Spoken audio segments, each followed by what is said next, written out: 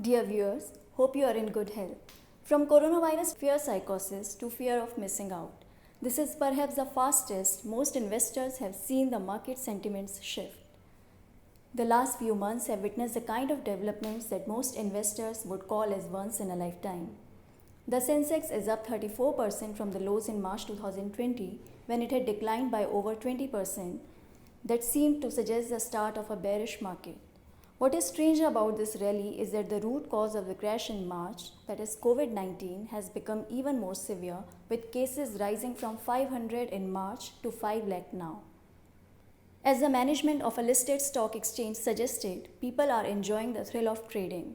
This could trigger false rebounds, a phenomenon that I had warned about in my previous video. Another important driver of this rally is the increasing inflows from foreign institutional investors now that the global economies have opened the liquidity tap. As per the financial reports, FIIs have poured in over Rs 50 billion. But the interesting part is, a lot of this money is coming to mid and small cap space. I believe this is just the beginning of a strong recovery for small cap companies.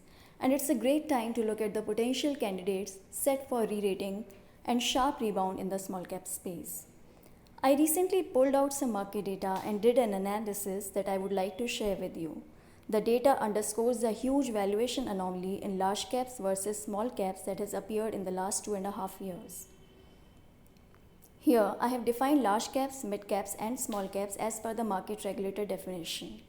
Large caps are top 100 companies by market caps. The next top 150 companies by market cap are mid caps, and the rest are small caps.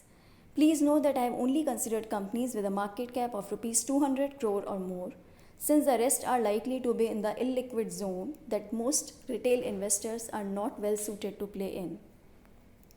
The analysis compares data from December 17, when small caps were finding favor, until June 2020.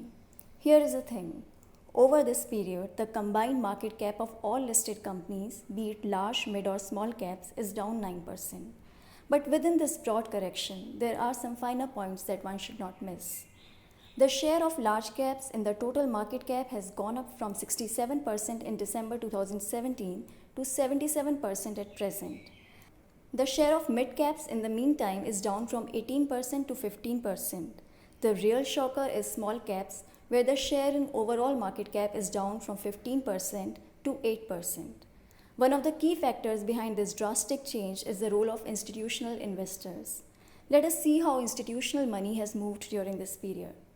On an absolute basis, the overall institutional holdings have come down 2.7% for all listed companies. But their role in influencing price movements has only become more prominent. The institutional share of market cap is up from 32.5% in December 17 to 35% in June 2020, and their allocation across market caps has been disproportionate, that is, in favor of large caps. You see, 83% of the institutional money is now in top 100 stocks. This compares to 75% in December 2017. Mid caps now account for 12% of institutional money as compared to 15% in December 17. For small caps, the change is even more drastic. The small caps now account for just 4% allocation of institutional holdings as compared to 10% in December 17. As I just shared, after a prolonged lull, small caps are back in favor with big and retail investors.